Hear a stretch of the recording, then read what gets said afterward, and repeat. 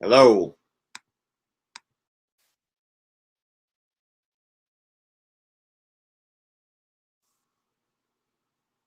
Hello.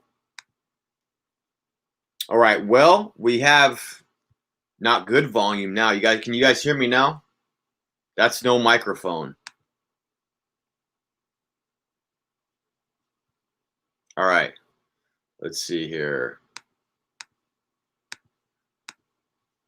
This is why I need a producer.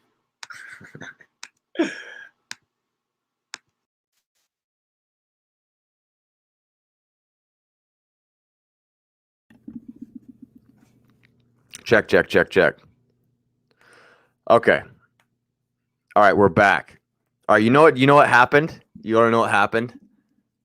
I hit the mute button on the top of this microphone because I like to manipulate this thing. My bad, dog. My bad. Hey, so how long was it that you guys that are on Facebook right now couldn't hear me? Has it been the whole time? I need comments. Has it been the whole time? Do I need to revisit this? This is classic. I mean, this is going to go on the podcast, so I might just have to restart this whole thing. The entire thing. All right, so the last 7 minutes of me talking. So here's what we're going to do. We're going to jump into it. So welcome to the School of S.H.R.E.D podcast. We're talking about habitat health today. Habitat is your environment. All right. So, all right, cool. So anyway, so here we are. Habitat. So Habitat is the second module at the School of S.H.R.E.D Online Health Academy. And what I decided to do is last week we started with the first module. I'm just taking you through basically this entire curriculum and giving you a snapshot of what I go over inside the School of S.H.R.E.D, and then giving you some practical tips that it can help you. So last week we talked about spirit. So there's 5 modules in the spirit or the School of S.H.R.E.D. Okay, and it spells S.H.R.E.D. There's spirit, there's habitat, recovery, exercise, and diet. All right, so habitat is all about environmental toxins, detoxing your environment. So that's the home, the office, transportation, all the places that you find yourself in. It's the environment that you're in. And what I was saying before, Instagram has all this. What I was saying before, what I'll get around to making my point quickly now, is that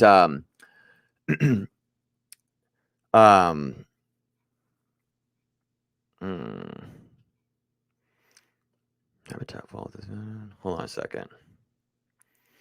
Basically, your environmental health, though. So your home, your office, and we're in COVID times is what I was talking about before.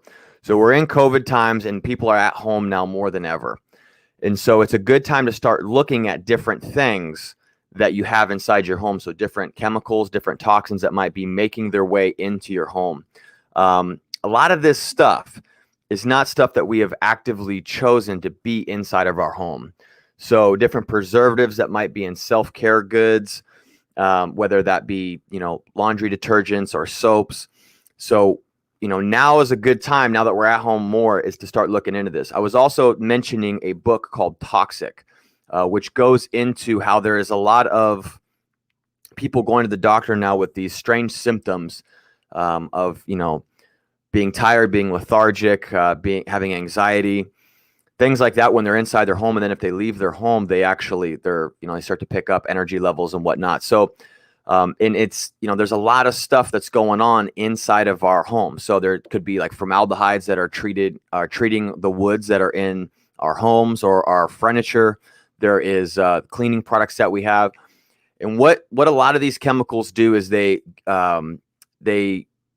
give the body xenoestrogens, which are basically like these alien hormones, and it can alter our testosterone and our vitality hormones. So as far as gaining muscle, keeping fat off, optimizing energy levels, these different chemicals can start to affect that. And so the last thing that I was saying right before we went totally mute here, and I got feedback from everybody, the last thing that I was saying is that I don't think that it's just one thing.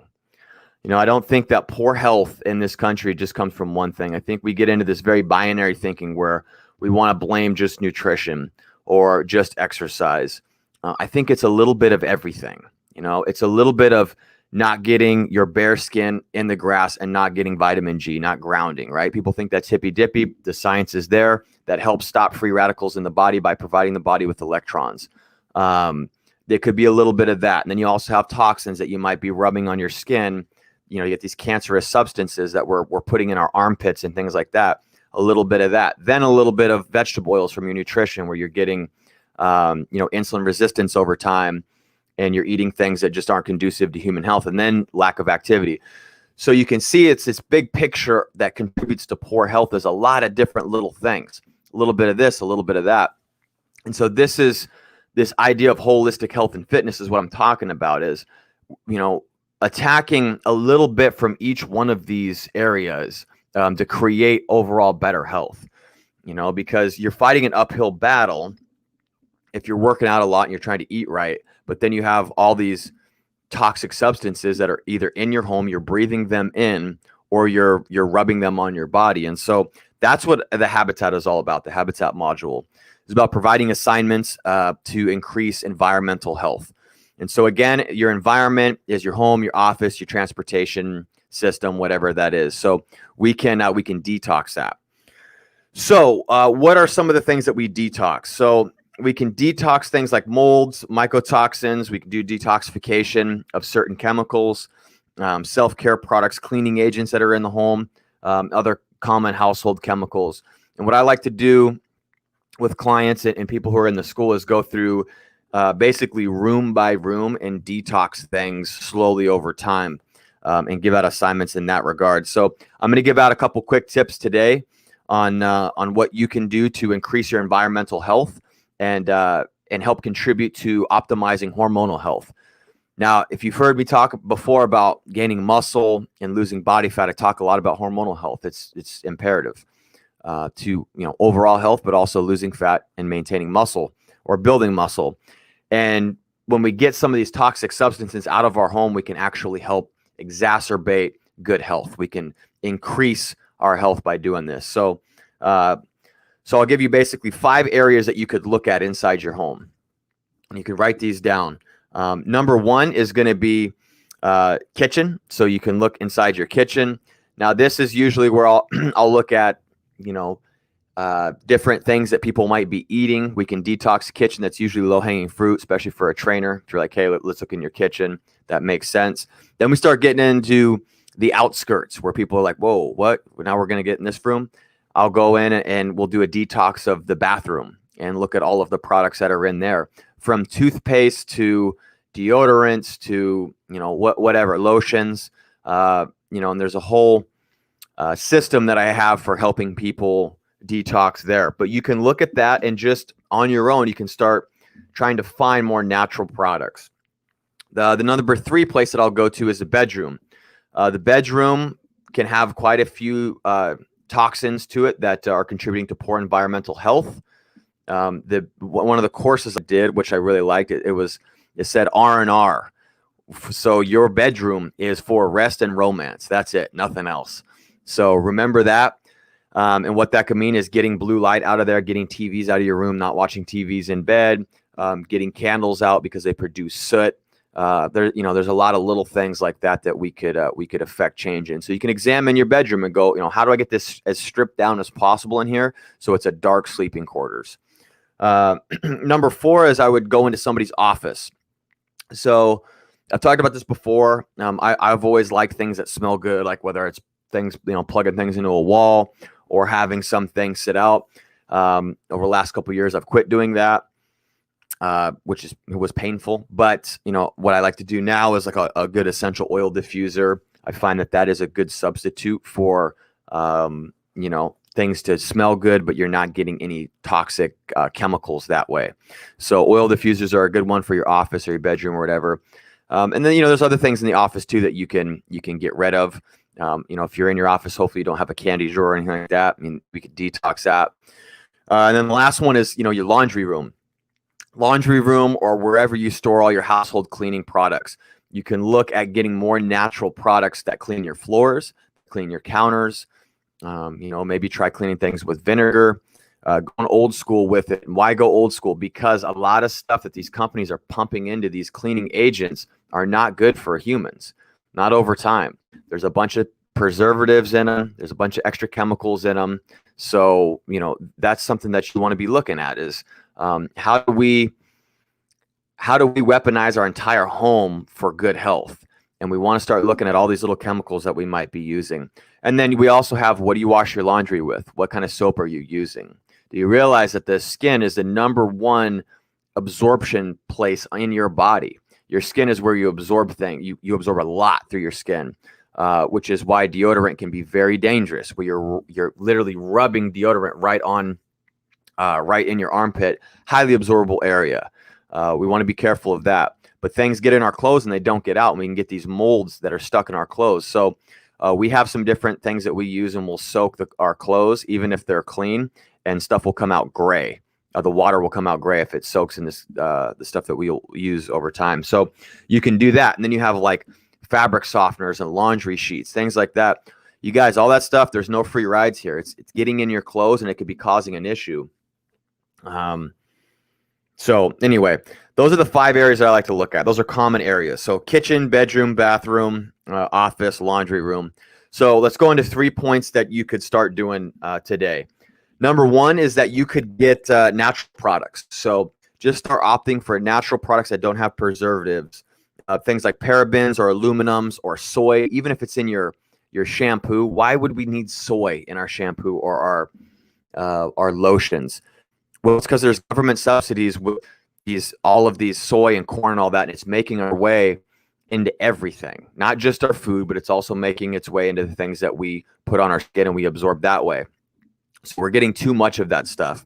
So we want to be trying to look for things that have, no methyl parabens, none of these agents that help preserve things.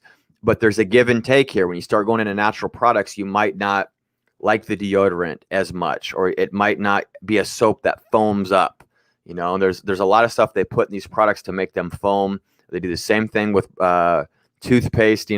That I think that was in the 50s that came out, where they figured out the chemical that helps your toothpaste bubble so it just feels clean, and then everybody started doing it. But this stuff has no merit to actual like tooth health, and that's what we need to start looking at. So you might be sacrificing a little bit of this experience short term, but long term, your health is going to flourish for it. So finding preservative-free natural products is great. Second thing you can do is natural foods. We talk about that. How much processing has to go in to get that food? So if we use industrialized vegetable oils that are one of the most toxic substances human beings could consume, these things have to go through a whole process of hydrogenation. It takes a warehouse full of machinery to create vegetable oil or corn oil or soy oil. Furthermore, if you're not using that stuff and you're like, well, I'm not using vegetable oil directly, you got to look in your products. Most of the products out there, especially with processed packaged food, and this is one of the reasons that I don't really like processed packaged food. It's not that it's inherently bad. It's that it's usually cut with vegetable oils. They usually cut corners and use these cheap industrialized vegetable oils that are prone to oxidation. So if you look at your products, is there vegetable oils in them? Is there corn oils in them? These things go inside your body and attack your cells and create free radicals. Okay, free radicals are what cause cancer. Furthermore, if we're not doing things to stop free radicals, like getting lots of antioxidants to the food that we eat, so say berries, raspberries, blackberries, blueberries, lots of vegetables, getting our feet in the grass, because those electrons help stop the proliferation of free radicals, then it's detrimental long-term cellular health if we're just consuming these vegetable oils and they're doing harm to our body, and then we're not recovering from it because of our lifestyle. So natural foods, asking yourself, how much processing does it take to get this food? Eating as natural as possible is the way that we are intended and designed to eat. It's part of the tagline that I use at the School of S.H.R.E.D is relearn, rediscover. Right? Relearn what health and fitness is, and rediscover ancestral techniques or ancestral living that could still benefit us today. Not all ancestral living would benefit us today. Shoes are nice, umbrellas are nice, those things are great. But the way that we eat food, I think, from everything that I've seen, it makes the most sense to have an ancestral type diet there. That caveman style diet. It's not popular for no reason at all. There's a lot of merit to it.